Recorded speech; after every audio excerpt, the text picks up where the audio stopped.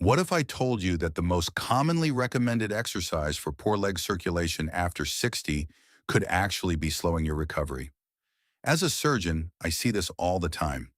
People walk consistently, elevate their legs, wear compression socks, and still struggle with cold feet, swelling, burning pain, and eventually even falls. And here's the concerning part. Poor circulation isn't just uncomfortable. After 60, it can quietly lead to slow healing sores, infections, and in severe cases, amputations. It's also one of the earliest warning signs that your heart and arteries may be under stress. The issue is that most people misunderstand what poor circulation really means. It's not just about cold toes. It's about blood not efficiently traveling down to your feet and back up to your heart. After 60, arteries can stiffen and narrow, veins may weaken, and blood begins pooling in the lower legs. By age 70, nearly 1 in 5 adults has measurable peripheral artery disease in the legs, and many don't even realize it. Surgeons don't guess when it comes to this. We see what happens when circulation isn't restored early. Swelling turns into sores. Balance declines. One fall can trigger a rapid downward spiral. But here's the good news. Rehabilitation isn't about counting steps. It's about specific movements that physically push blood back toward the heart. Once you understand which muscle powers that pump, the solution becomes surprisingly simple. And I'm saving the most powerful movement for last. Because once you understand the science, you'll never think about exercise after 60 the same way again. This could mean the difference between walking confidently at 80 or needing a cane by 70. Let's begin with movement number 5. Movement number 5, seated ankle pumps. This exercise looks almost too simple to matter, but science and surgical rehab protocols tell a very different story. It's often the very first movement prescribed after leg surgery to prevent circulation problems. Here's why it's so important. Your calves contain what doctors call the venous muscle pump, sometimes referred to as the body's second heart. Every time this muscle contracts, it squeezes the veins in your lower legs and pushes blood back toward your heart. After 60, this pump weakens quickly, especially if you sit for long periods. When it underperforms, blood pools in the ankles and feet, swelling increases, oxygen delivery decreases, and healing slows. Studies in vascular rehabilitation show that simple ankle pumping can significantly improve venous return and reduce lower leg swelling in older adults, even without standing or walking. The key isn't intensity, it's consistency and controlled movement. To perform it, sit in a chair with your feet flat on the floor. Lift your toes toward your shins while keeping your heels down. Then press your toes into the floor and lift your heels, like pressing a gas pedal. That's one repetition. Move slowly and with control. Aim for 20 to 30 repetitions, 2 to 3 times per day. You can do it while watching TV or reading. Walking often relies on momentum. Ankle pumps create deliberate contractions that move stagnant blood out of the lower legs. The result? Warmer feet, less swelling, and reduced pressure on fragile veins. It's also one of the safest ways to begin improving circulation if pain or balance issues limit mobility. But ankle pumps are just the beginning.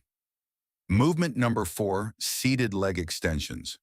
Next is the seated venous return lift.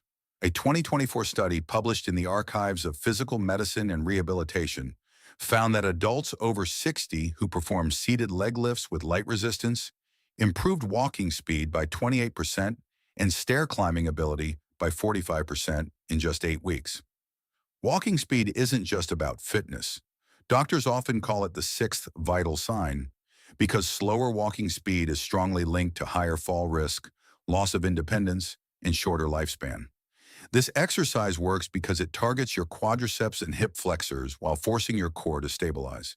These are the exact muscles that help you stand, climb stairs, and rise from a chair. Walking alone often doesn't challenge them enough to prevent age-related decline. When these muscles contract, they also squeeze the large veins in your thighs, helping push blood back to the heart and reducing pooling.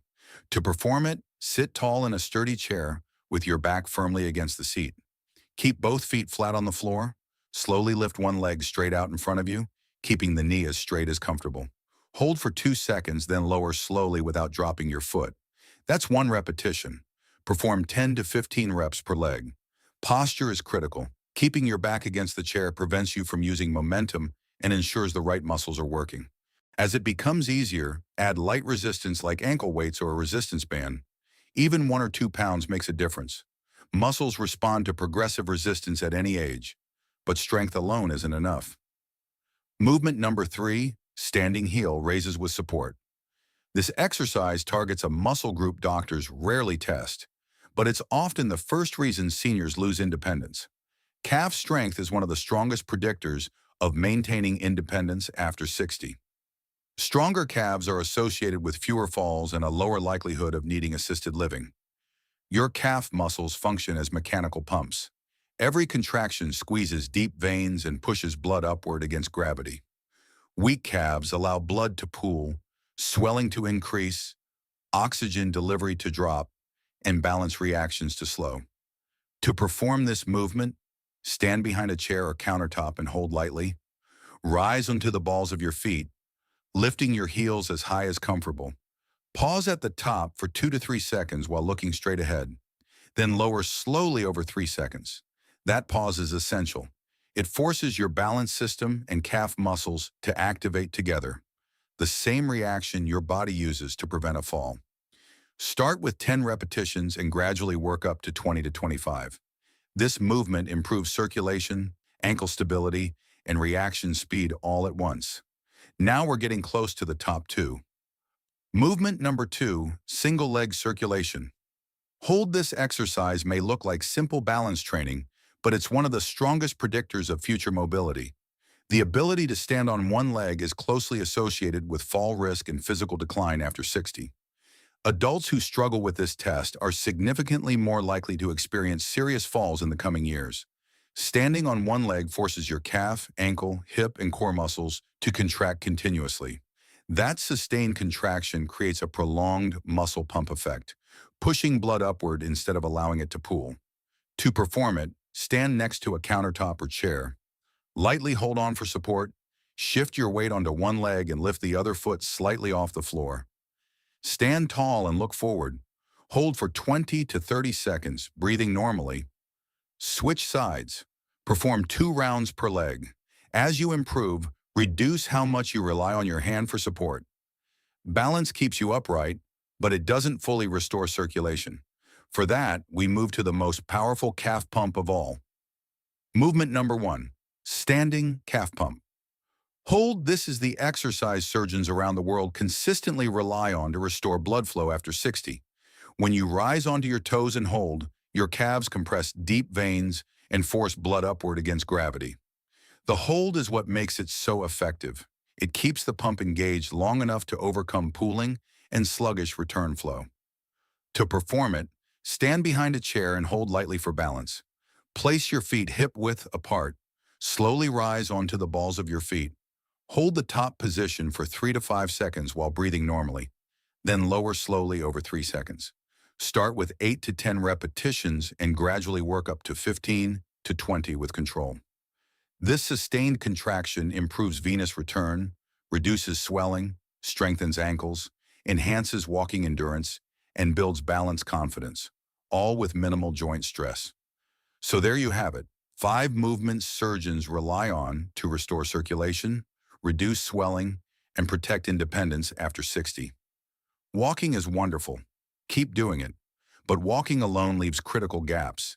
It doesn't fully activate the muscle pumps that move blood out of your legs, nor does it train balance systems effectively enough to prevent falls. These 5 exercises fill those gaps. They take less than 15 minutes per day, require no gym, and can be done safely at home. Now, I'd love to hear from you. Which of these exercises surprised you most, or which one are you starting today? Leave a comment below. We read every single one. And before you go, don't miss the next video on your screen. It reveals a simple wall-based exercise surgeons now say can outperform walking for building leg strength, balance, and joint stability after 60. It may look easy, but when done correctly, the results are powerful. Thanks for watching.